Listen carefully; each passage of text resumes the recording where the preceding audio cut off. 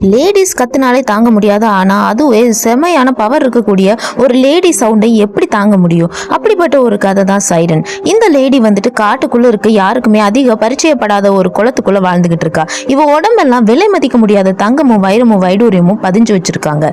ஆனா இவகிட்ட இருக்கிற ஒரு சூப்பர் பவர் என்னன்னா, இவ எப்ப கத்த ஆரம்பிக்கிறாளோ அதை கேட்கக்கூடிய எல்லாரும் அவங்களுடைய சுயநிலையிலிருந்து தவறி பயங்கரமான முடிவுகளை அவங்களே எடுத்து அவங்களையே அழிச்சுக்கிற மாதிரியான ஒரு நிலையையும் கொண்டு வந்து அப்படிப்பட்ட பவர்ஃபுல்லான ஒரு சவுண்டை உருவாக்கக்கூடிய திறமை இருக்கக்கூடிய இந்த லேடிக்கு லைஃப்ல ஒரு விஷயம் நடக்குது. அது வாங்க இந்த படத்துல பார்க்கலாம். பயங்கரமான போரெல்லாம் புரிஞ்சுக்கிட்டு ரொம்பவுமே தைரியமான ஒரு படையினர் வந்து இந்த குளத்துக்கிட்ட வராங்க.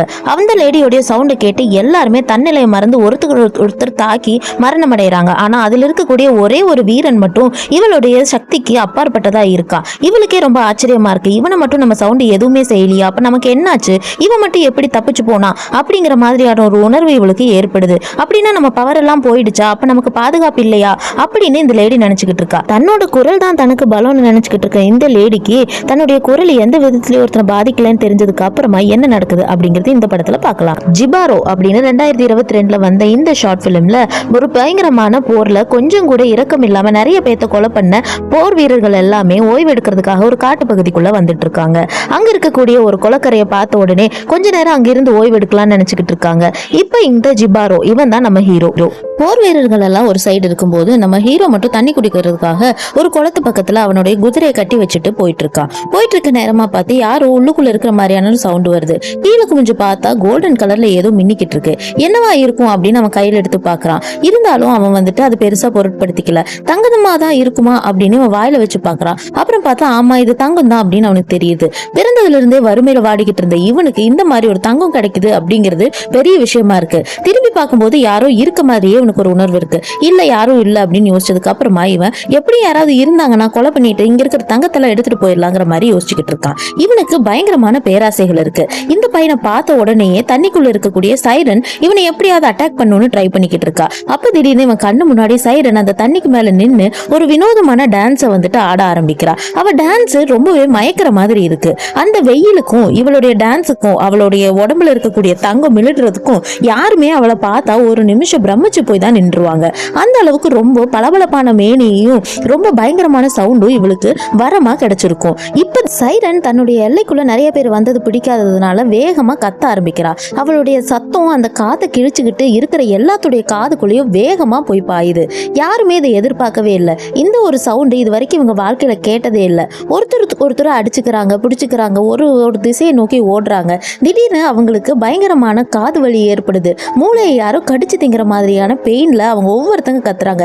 எல்லாருமே இதுக்கு காரணம் அந்த சைரன் தான் அப்படின்னு அவளை நோக்கி ஓடி வராங்க. ஆனா ஒருத்தருக்கு ஒருத்தர் கண்ட்ரோல் இல்லாம மாறி மாறி வெட்டிக்கிறாங்க. அந்த ஆறு ரத்த கலரியா மாறுது. என்ன செய்யறதுன்னு தெரியாம குதிரைகள் கூட தன்னிலையை மறந்து இதுக்கும் அதுக்கும் ஓட ஆரம்பிச்சிருது. ரொம்ப மோசமான சூழ்நிலையில அவங்களுடைய கத்தியில அவங்களே வெட்டிக்கிட்டு அந்த குளத்துக்குள்ள பொணமா விழுகிறாங்க. இது எல்லாத்தையுமே அந்த பொண்ணு பார்த்துக்கிட்டு இருக்கா. ஆனா ஒரே ஒருத்த மட்டும் இவளுடைய பவருக்கு கொஞ்சம் கூட கட்டுப்படாம தனியா நிக்கிறா. இவன் மறுபடியும் கத்தி பாக்குறா. இந்த தடவை அதை விடவும் அதிகமான சத்தத்தை எழுப்புறா. ஆனா பாத்தீங்கன்னா நம்ம ஹீரோக்கு அது எந்த விதத்திலுமே பாதிப்பை ஏற்படுத்தல. இவன் மட்டும் எப்படி தப்பிச்சா, நம்மளுடைய பவர் போயிடுச்சா, அப்படின்னா இவனுக்கு இந்த பவரை விட அதிகமான பவர் இருக்கும் போலயே அப்படின்னு இவன் நினைச்சுக்கிட்டு மறுபடியும் ரொம்ப பிரமிப்போட அவனை பார்த்துக்கிட்டு இருக்கா. ஆனா பாத்தீங்கன்னா ஹீரோவுக்கு இந்த பவர் எதுவுமே வேலை செய்யாது. ஏன்னா இவன் பிறவியிலிருந்தே காது கேட்காத குறைபாடுகளோட வாழ்ந்துகிட்டு இருப்பான். இவனுக்கு இப்படியெல்லாம் நடக்கிறத பார்த்து பயங்கரமான பிரமிப்பு ஏற்படுது. அந்த பொண்ணு ஒரு விதமான குழப்பத்துல மறுபடியும் தண்ணிக்குள்ள போயிடுறா. இது எதையுமே இவனால நம்பவே முடியல.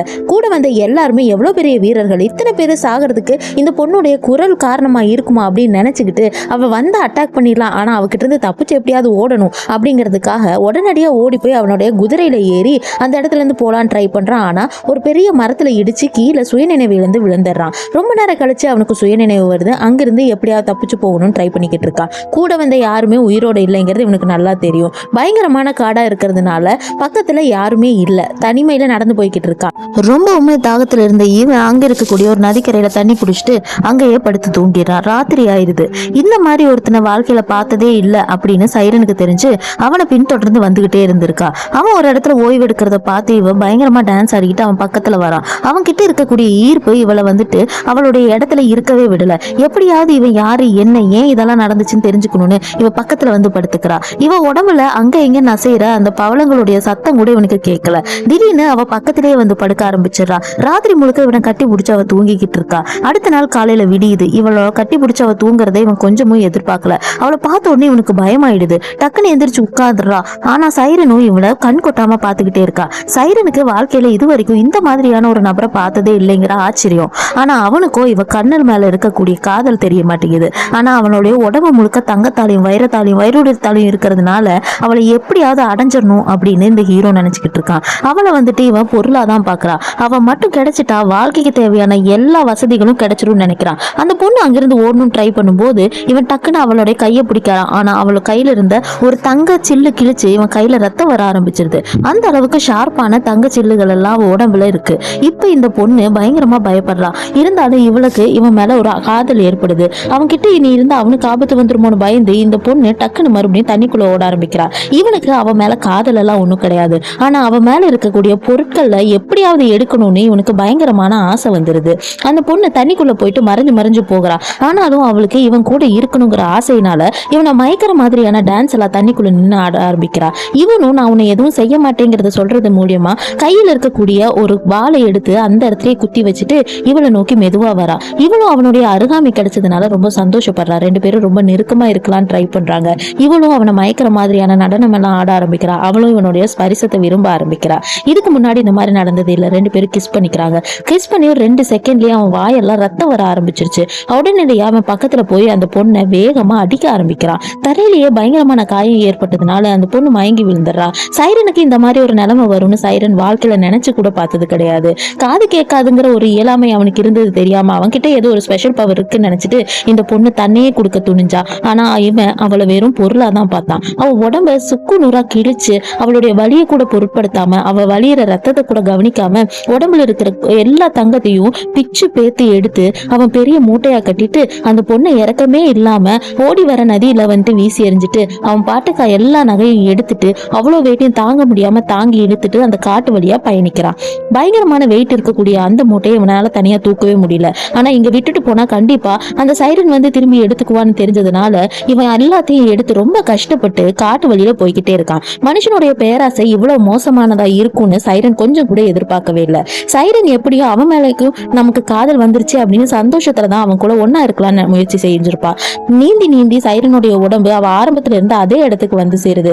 அந்த ஆறு ஃபுல்லா ரத்தமா மாறிடுது. அவளுடைய வலியும் வேதனையும் அந்த ஆத்துல இருக்க தண்ணிக்கு கூட புரிய ஆரம்பிக்குது. ஆனா ஹீரோக்கு மட்டும் புரியவே இல்லை. சைரனுடைய வேதனை மிகுந்த அந்த வலியில ஏற்பட்ட ரத்தம் பாத்தீங்கன்னா அந்த குளத்துல இருக்கக்கூடிய தண்ணி ஃபுல்லா கலந்துருச்சு. இவன் தண்ணி குடிச்ச உடனே இவனுக்கு காது கேட்க ஆரம்பிச்சிருச்சு. காது கேட்கறதுன்னா நார்மலா இருக்கவங்களை விட பயங்கரமான சின்ன சின்ன ஒலி கூட இவனுக்கு ரொம்ப ரொம்ப மோசமான சத்தமா காதுல விழுக ஆரம்பிக்குது. இவனுக்கு என்ன செய்யறதுன்னு தெரியல. வாழ்க்கையில இந்த மாதிரியான ஒரு சூழ்நிலையில இவன் இருந்ததே இல்லை. இவன் பண்ணது தப்புதான்னு புரிஞ்சுக்கிட்டு மன்னிப்பெல்லாம் கேட்கறான். ஆனா இதை எதுவுமே சைரனுடைய வலிக்கு முன்னாடி ஒரு பொருட்டாவே கிடையாது.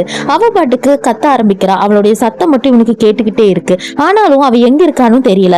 காட்டுடைய ஒளிதான் அவளோட ஒளின்னு நினைச்சு இவன் பயங்கரமா பயந்துகிட்டு இருக்கா. ஆனா சைரன் ரொம்பவுமே வேதனையில தண்ணியில வந்துட்டு உட்கார்ந்துகிட்டு இருக்கா. அவளுக்கு இவன் படுத்தின வேதனையை விட இவன் காதலிச்சதா நினைச்சு ஒரு நிமிஷம் அவளுடைய தண்ணிலை மறந்து அவ எல்லாத்தையும் இழந்ததை நினைச்சு அவ ரொம்ப வருத்தப்படுறா. இவ உயிர் மீண்டும் மேல வந்து நிக்கும் போதுதான் இவளுக்கு தெரியுது ஒரு சின்ன தங்கத்தை கூட விடாம எல்லாத்தையும் அவன் பிச்சு பேத்து எடுத்துட்டு போயிட்டான்னு. என்ன காதலிச்சுன்னு ஒரு நிமிஷம் நினைச்சேன். ஆனா என்னுடைய வாழ்க்கையே இப்படி போயிடுச்சே அப்படின்னு இவ ரொம்ப வேதனைப்படுறா. அவனை ஒரு நிமிஷம் நேசிச்சதுக்காக எனக்கு வாழ்நாள் முழுக்க இந்த வழி எனக்கு தேவைதான் அப்படின்ற மாதிரி அந்த பொண்ணு யோசிக்கிறா.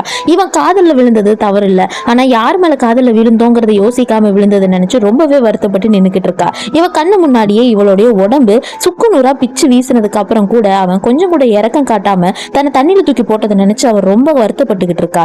இப்ப இந்த பொண்ணு ரொம்ப மனசு கஷ்டப்பட்டு ஒரு சத்தத்தை எழுப்புறா. இது எல்லாமே அவனுக்கு காதுல விழுக ஆரம்பிக்குது. இவளுடைய சத்தம் காத்து வழியா போய் அவனுடைய மனசை ரொம்பவுமே பாதிப்பை ஏற்படுத்துது. இப்பதான் அவனுக்கு தெரிய வருது உண்மையாவே இப்பதான் இந்த பொண்ணு கத்த ஆரம்பிக்கிறான்னு. சைரனுடைய சவுண்ட் இதுக்கு முன்னாடி இருந்ததை விட 100 மடங்கு பெயின்ஃபுல்லானும் பவர்ஃபுல்லாவும் இவனுக்கு காதுல விழுகுது. ஒவ்வொரு ஒலியும் அந்த பொண்ணுடைய வலியை கடத்திட்டு வந்து இவனுக்கு மொத்தமா சேர்க்குது. இந்த மொத்த வலியும் இவனால தாங்கவே முடியல. காட்டுக்குள்ள எதுக்காக மத்த வீரர்கள் எல்லாம் அவ்வளோ கஷ்டப்பட்டு ஒருத்தருக்கு ஒருத்தர் குத்திட்டு தன்னைத்தானே குத்திக்கிட்டு செத்து போனாங்க அப்படிங்கிறது இவனுக்கு இப்பதான் புரியுது. இந்த வேதனை எல்லாம் சைரன் அவளுடைய வார்த்தைகள் மூலியமா வெளிப்படுத்தாம அவளுடைய ஒளி மூலியமா இவனுக்கு கடத்திட்டா. இவனுக்கு வேற வழி தெரியல. அத்தனை வேதனையை தாங்கி இருக்க முடியல. அவனை வந்துட்டு கொலை பண்ணிடலாம் ட்ரை பண்ணிக்கிட்டு இருக்கான். ஆனா அதுக்கு கூட அவன் மூளை வேலை செய்ய மாட்டேங்குது. அவ்வளவு பெயின்ஃபுல்லா இருக்கு அவளுடைய அந்த சைரன் சவுண்டு. உடனடியா இவன் அந்த தண்ணிக்குள்ளாரியே விழுந்துடுறான். விழுந்ததுக்கு அப்புறமா இவளுக்கு அவன் விழுகிறத பார்த்தும் வருத்தமா இருக்கு. ஏன்னா அவன் முதல்ல காதல்னு உணர்ந்தது இவன் கிட்டதான். அவனை கடைசியா அந்த குளமே ஆக்கிரமிச்சிருச்சு.